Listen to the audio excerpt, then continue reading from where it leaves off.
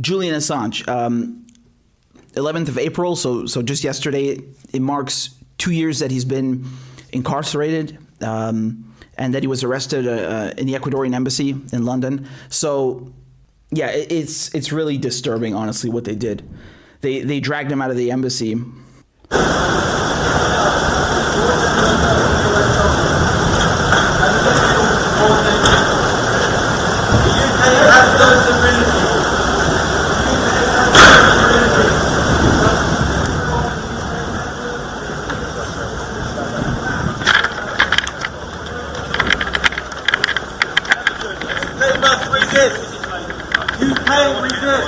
No worries.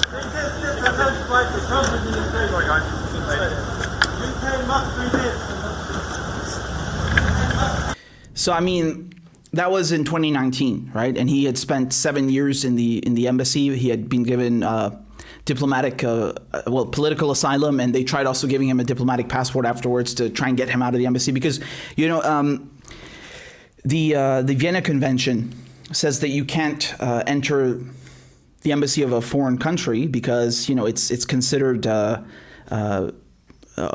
a sovereign country because it's considered foreign soil. Nonetheless, just to show you how absurd and aggressive the UK is, at one point they were actually threatening to storm the embassy, right? So they were threatening to violate the Vienna Convention and get into the embassy, right?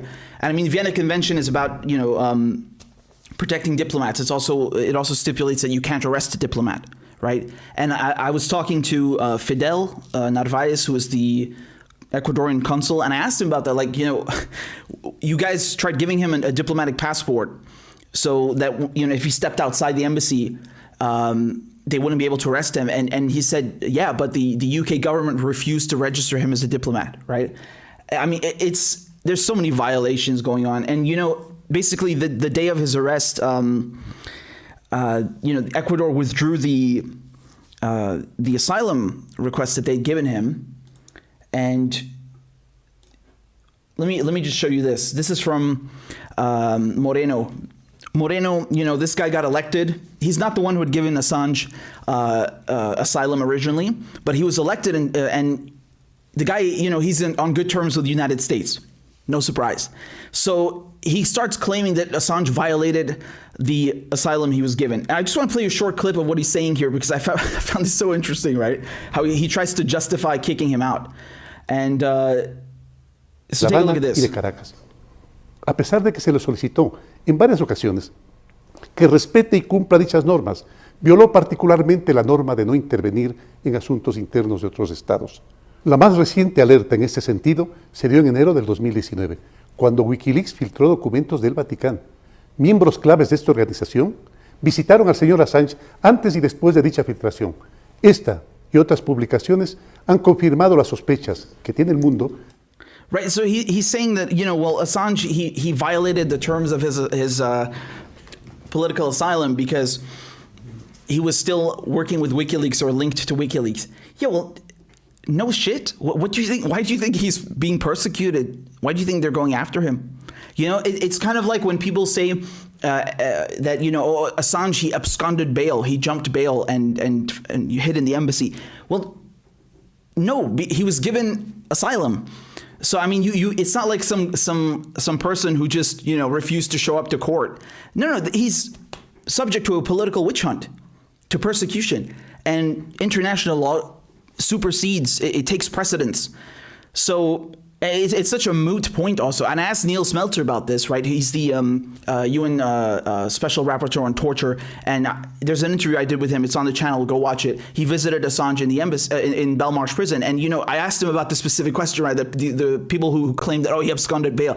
Yeah, I mean, that's ridiculous. Every political witch hunt, right? I mean, is trying to persecute the target, using laws that they've cooked up for that, right? I mean, that's the whole. When the United States is charging Assange with the Espionage Act, I mean, like Neil Smeltzer said, it's the quintessential political crime, right? I mean, that's such a moot point. In any case, just again to show you how politically charged and motivated it is. You know, they took Assange immediately to a court. So they dragged him out of the embassy. They took him to, I think at the time it was Westminster magistrates, and they immediately sent him to jail. You know, the judge gave him the maximum sentence. So in the UK, the maximum sentence, if you jump bail, is 50 weeks. And it's not just that the judge gave him the 50 weeks. They sent him to Belmarsh prison, right? So this is a maximum security prison. It's category A. And you know, you have people from Al-Qaeda that are sent there. That's what it's for. It's for people that are, you know, notorious criminals. It's for the worst of the worst. And that's where they put him. Can you imagine? Like that shows you how absurd this is. I mean, just regardless, even if they put him in any jail, it's still an outrage that you're jailing a journalist because he published evidence of war crimes. But Belmarsh prison, I mean, it's like they're just rubbing it in people's faces. Like, yeah, this is a political witch hunt, and we're gonna make him suffer. Right, and it's really obscene. It's really absurd. I mean, just to give you an example, you know, this guy Abu Qattada, he's a Jordanian cleric. I mean, even he was allowed out from Belmarsh prison, and they put him on house arrest. Can you imagine? This guy is. They used to call him the right-hand man, Osama bin Laden's right-hand man in Europe, and you know, they put him on house arrest in the UK, and they were paying £100,000 a week just to keep him under surveillance. In the end, they let him walk free, right? They extradited him to Jordan, and in Jordan he was found innocent, and now he's a free man. This Al-Qaeda leader, he's a free man, right? So they let him out of Belmarsh prison. He's allowed to go and live comfortably in house arrest, but Julian Assange, no. Julian Assange goes to Belmarsh and he stays there, and he's not allowed out on bail. You remember when the judge delivered the verdict in January? I covered that, and then just a few days later, we had the bail request hearing. Not in the Old Bailey, this was in Westminster Magistrates Court, and she refused him bail, right? The guy, he hasn't seen his kids in 2 years. He's not allowed visitors because of COVID, and also because they're trying to punish him. And you know, they're keeping him in solitary confinement. They won't even give him his winter clothes. That's how they're treating a journalist, right? He's not allowed to go live with his partner and his kids. He's deprived that. But this Al-Qaeda scumbag, oh yeah, he's allowed to go out. Sobre el comportamiento del señor Assange, la paciencia del Ecuador ha llegado a su límite. Instaló equipos electrónicos de distorsión no permitidos, bloqueó las cámaras de seguridad de la misión del Ecuador en Londres, agredido y maltratado. You know why I find that so hilarious? Yeah, the reason that Assange installed distortion equipment was because you were spying on him. And when he blocked the cameras, it was because of this, right? Take a look. So, I mean, they were spying on him inside of the embassy with the cameras and giving this to the CIA, right? UC Global is this Spanish company that was hired. And that's why. I mean, like that's why he had distortion equipment, because they were also using these microphones outside the embassy that would point towards the windows. And you know, they're very, it's like a shotgun microphone, right? But much more high end, and it could pick up the vibrations from the window. So Assange, he had a white noise generator inside the embassy to kill that. And you know, he would also go to the ladies' room to talk with his lawyers. And then when they figured that out, what the UC Global firm did on behalf of the CIA, they went and put microphones inside the ladies' room. They put one under the fire extinguisher. I mean, like, it just shows, he knows that, the Moreno, he knows that. And he's acting like Assange is you know, he says it like, oh, he turned the embassy into a spy center. No, you're spying on him. Like, it's unbelievable, honestly. And they even tried to poison him. They tried to poison him, right? They stole his kid's diaper because they wanted to have the DNA, or they tried to, at least. They tried to steal the kid's his child's diaper to see that, to confirm that that's his child. And you know, right now in Spain, you have this trial going on with UC Global because it's a Spanish firm, and two of the people who work there, and I heard their testimonies when I was in London. They talked about how there was also a plan to like leave the door open and kidnap Assange and poison him. Like, this is in the middle of London. Like, does no one care?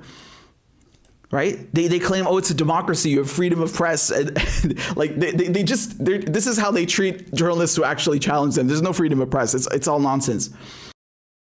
In London, you had Team Assange coming out to show support. And this is what they did. They went and they had a bus, right? They got a double-decker, which is really cool, to commemorate the second anniversary. And they went outside the embassy to protest. And yeah, look at this also.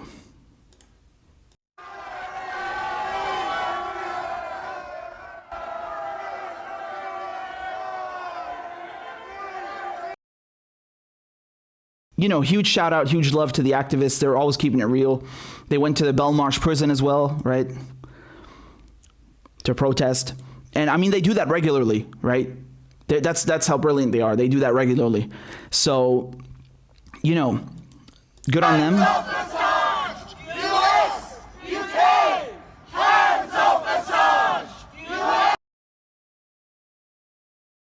Again, I just want to highlight how absurd it is that Assange is being held in this maximum security jail, although, again, it would be ridiculous in any prison. But it really shows you how politically motivated this thing is. And there was an effort to spy on him and, as I said, even a plot to kidnap and potentially kidnap and assassinate him. I mean, it's obscene, right? And UC Global was working with the CIA. We know this. So, you know, these countries, they want to talk about how they're democracies and they uphold human rights. They don't. This is the UK doing the bidding of the United States. And, you know, Stella Morris, who is Assange's partner, she published, she was interviewed for this piece in The Guardian. And, you know, she talked about how Britain is damaging its reputation by keeping Julian Assange in jail. Absolutely. I mean, you know, I think this is one of many points, once again, that you can make about this case with Assange. You know, and it's like, it really shows their hypocrisy, right? Like, how do you want to come along and accuse China or Russia or whatever, you know, regime that is targeted by the United States or the UK for human rights abuses? Like, when you are abusing human rights, I mean, not to mention the fact that the things Julian Assange published, what did they expose? They exposed human rights abuses. They exposed war crimes. So, I mean, not only was the nature of his work directly proving that they're hypocrites and that the wars in Afghanistan and Iraq were based on lies and that there was no nation building, they were killing and massacring people. But on top of it, he is also being persecuted, and it presents such a threat to journalists everywhere. And it's so telling that, of course, you know, most of the mainstream media, they're silent. I mean, yeah, you see a couple of pieces here and there, but, you know, they're not doing as much as they could be doing at all. I mean, there is a real media blackout about this. And even if you go look back in September of 2011, when, you know, these, 2010, when, you know, the State Department cables were published, unredacted, and it caused this huge shitstorm. I mean, they immediately turned against Assange, right? Immediately. The Guardian, Le Monde, Presse, they all started going like, oh my God, this is totally reckless. And, you know, we even though, keep in mind, these same outlets had worked as media partners, right? And they had profited immensely from these leaks, right? So they immediately turned against Assange. And David Lee, he published, you know, a Guardian journalist, he published the password to those cables in a book. I mean, it's just like,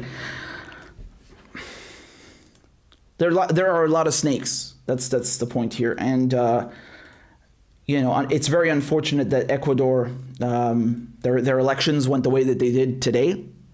Well, now yesterday. And, you know, it's really unfortunate that when Moreno came in, what he did to Assange, it really is.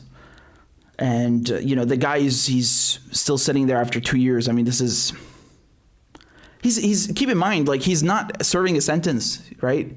The 50 weeks are up for his quote unquote absconding bail. He was given political asylum. He didn't abscond bail. And he's not serving a sentence right now. He's not been convicted of a crime. What the hell is he doing in jail, never mind a maximum security prison? What is he doing there? They're trying to break him. That's what it's about. And you know, I just finished with one thing. I would just finish with one thing. Stefania Morizzi, right? She worked as a media partner with WikiLeaks. I did a wonderful interview with her. She's awesome. So go watch it's on the channel. You know, she said yesterday that colleagues tell me the Assange case is complex. It's not. After revealing war crimes, he has never known freedom again, while the war criminals have never spent a day in prison.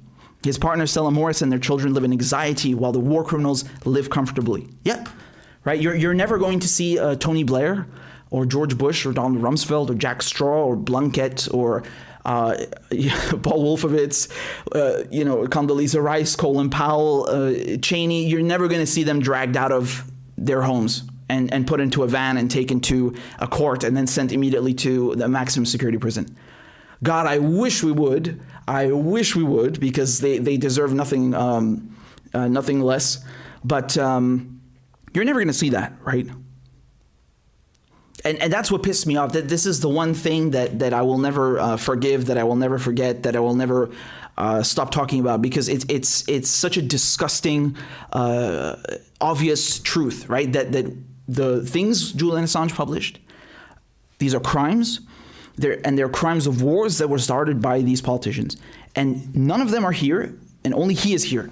I mean, that in of itself is the biggest injustice of all. Never mind the fact that he has spent 7 years in the embassy. His health is deteriorated.